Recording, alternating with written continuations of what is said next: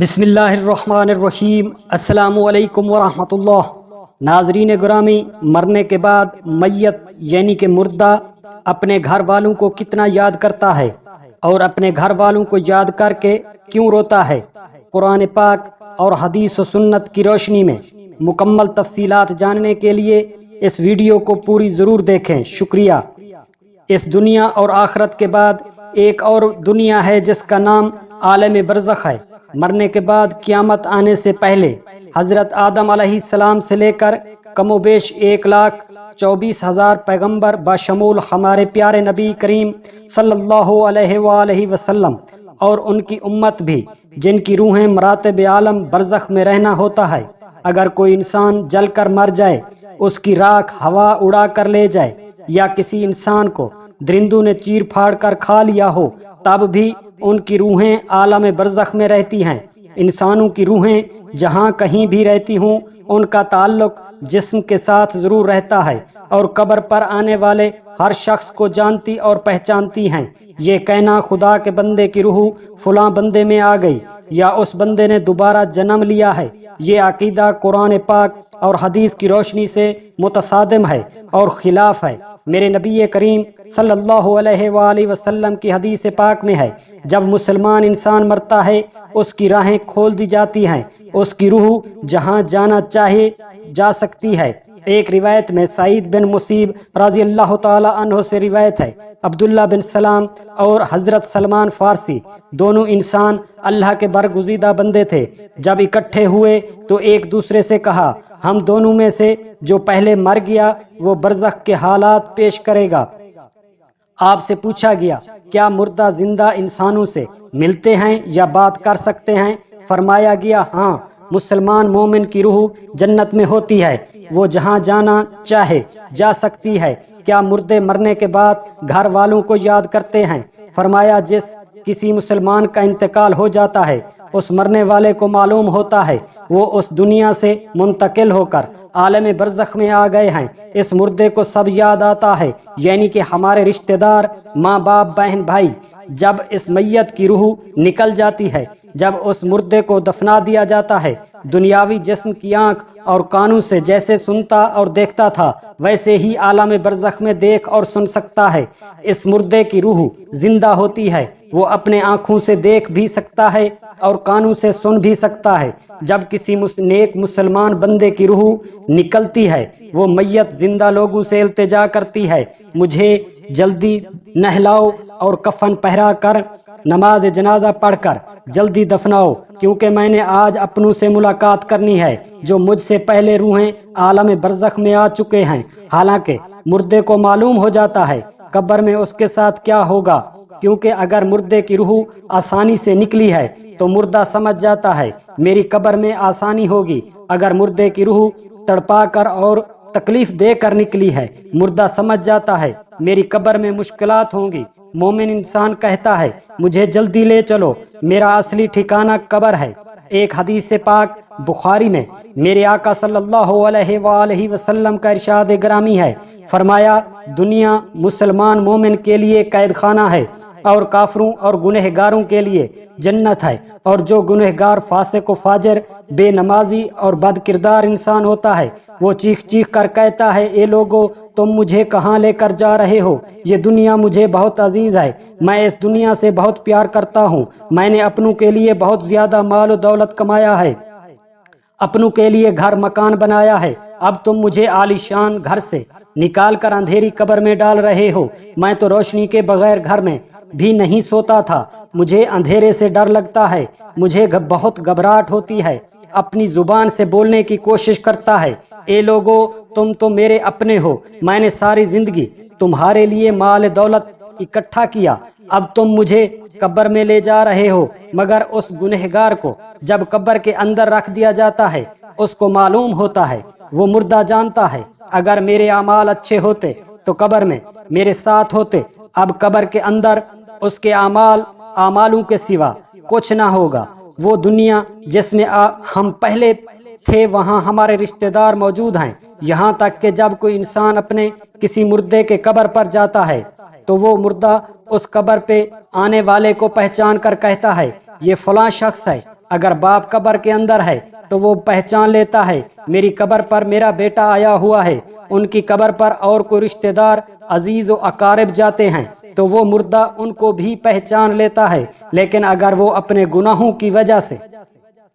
سزا بھگت رہا ہے، وہ مردہ اپنوں سے رو رو کر التجا کرتا ہے میری مغفرت کے لیے دعا کیا کریں، صدقہ خیرات کر دی جائے، قرآن پاک کی تلاوت پڑھ کر مغفرت کے لیے دعا کریں، کیونکہ جب ہم قبرستان کے نزدیک سے گزرتے ہیں تو یہ کلمات ادا کرتے ہیں، السلام علیکم یا اہل القبور، اے قبرستان والو، تم پر اللہ رب العزت کی بخشش اور سلامتی ہو۔ اس سے مراد وہ فرشتے ہوتے ہیں جو قبر کے اندر ہیں اور ان کلمات کا جواب بھی دیتے ہیں اور مرنے والوں کے حصے میں ثواب لکھتے رہتے ہیں۔ وہ مردہ جو قبر کے اندر ہے، اس مردے کو اس بات کی بھی خبر ہوتی ہے رشتہ داروں میں سے کون سا شخص اس کی مغفرت کے لیے دعا پڑھ کر بھیج رہا ہے، اور اس کے جواب میں وہ مردہ بھی ان کی سلامتی کے لیے اللہ رب العزت سے دعا کرتا ہے۔ اس کی روح عالم برزخ میں بیٹھ کر اپنے گھر والوں اور رشتہ داروں کو یاد کرتی ہے۔ اس مردے کی روح جب اپنے گھر والوں کو یاد کرتی، اس کے متعلق بخاری حدیث پاک میں ہے، میرے آقا صلی اللہ علیہ وآلہ وسلم نے فرمایا، جب کوئی انسان کسی مرحوم کے لیے ایصال ثواب کرتا ہے، یعنی کہ دعائے مغفرت کرتا ہے، یا کوئی اور نیک اعمال تحفہ بنا کر اس مردے کو بھیجتا ہے، وہ اتنا خوش ہوتا ہے اور اس کو ایسی خوشی ملتی ہے جیسے تم اس دنیا میں کسی سے تحفہ لینے پر خوش ہوتے ہو۔ جو گنہگار انسان کی روح ہوتی ہے اسے یہ دنیا بہت یاد آتی ہے، کہتی ہے بہت آرام کی زندگی گزارا کرتے تھے، کیونکہ اس مردے کی روح کے لیے یہ دنیا جنت تھی، اس دنیا والی زندگی کو بہت یاد کرتا ہے۔ لیکن گنہگار کی روح عالم برزخ میں چیخ چیخ کر کہتی ہے، خدا کے لیے یہاں صرف نیک اعمال کام آتے ہیں، گناہوں سے توبہ اور مغفرت کیا کرو، بچا کرو۔ جو نیک انسان مردے کی روح ہوتی ہے،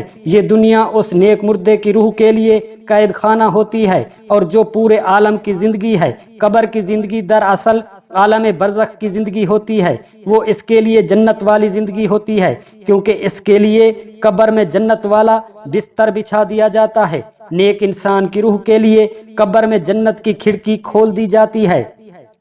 اس کو جنت کا سفید لباس پہنا دیا جاتا ہے، جنت کی خوشبوئیں قبر کے اندر محسوس کرتا ہے۔ وہ نیک بندہ جو نیک مردہ ہوتا ہے وہ بڑی راحت سے عالم برزخ میں رہتا ہے، اس کے بعد اس کو دنیا کے کسی طرح کی کوئی کمی پیشی فکر و فاقہ نہیں ہوتا۔ وہ اس عالم برزخ والی زندگی میں خوش ہوتا ہے جس میں اس کا اصلی ٹھکانہ ہے، وہ اسی زندگی میں خوش رہتا ہے۔ اور کچھ نیک لوگ ایسے بھی ہوتے ہیں جب ان کا انتقال ہوتا ہے تو ان کو ایسے سلا دیا جاتا ہے جیسے نئی نویلی دلہن ہوتی، یعنی کہ وہ ہر انسان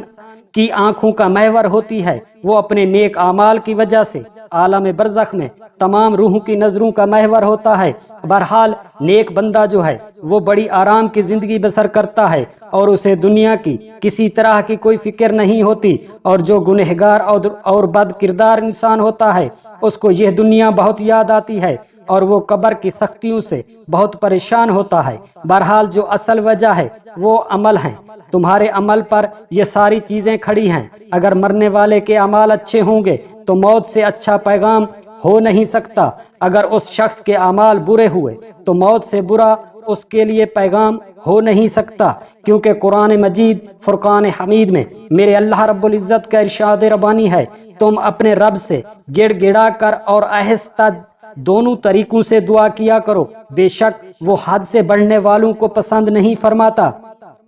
نماز جمعۃ المبارک کے خطبے میں میرے آقا نبی کریم صلی اللہ علیہ وآلہ وسلم کا ارشاد ہے، فرماتے ہیں مسلمان میت کی نماز جنازہ 40 نماز ادا کریں، جو اللہ رب العزت کے ساتھ کسی کو شریک نہیں ٹھہرانا، مجھے اور اللہ تعالی جل شانہ کے حق میں ان کی سفارش قبول فرماتے ہیں۔ دوسری روایات میں میرے آقا دو عالم صلی اللہ علیہ وآلہ وسلم کا ارشاد مبارک ہے، فرماتے ہیں جس میت کی نماز جنازہ امت مسلمہ کے سوا ادا کر کے اس کی شفاعت کے لیے دعا کرتے ہیں تو ان کی سفارش اس میت کے حق میں قبول کی جاتی ہے۔ امام ابن قیم رحمۃ اللہ علیہ فرماتے ہیں نماز جنازہ کا مقصد میت کے لیے دعا ہے۔ قبر کے پاس کھڑے ہو کر دعائے مغفرت طلب کیا کرو۔ حضرت عبداللہ بن عمر رضی اللہ تعالی عنہ کی روایت مبارک ہے، میرے نبی کریم صلی اللہ علیہ وآلہ وسلم جب میت کو قبر میں سلاتے تو فرمایا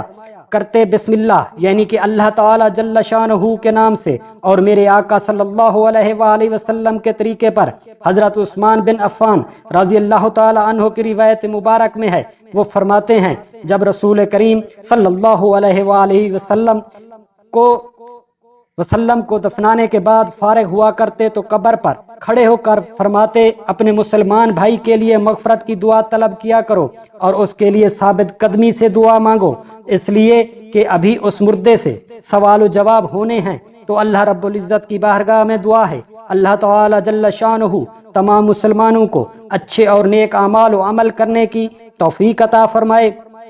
اللہ رب العزت ہم سب مسلمانوں کا حامی و ناصر ہو۔ اللہ رب العزت تا قیامت پاکستان کو خیر عطا فرمائے، آمین۔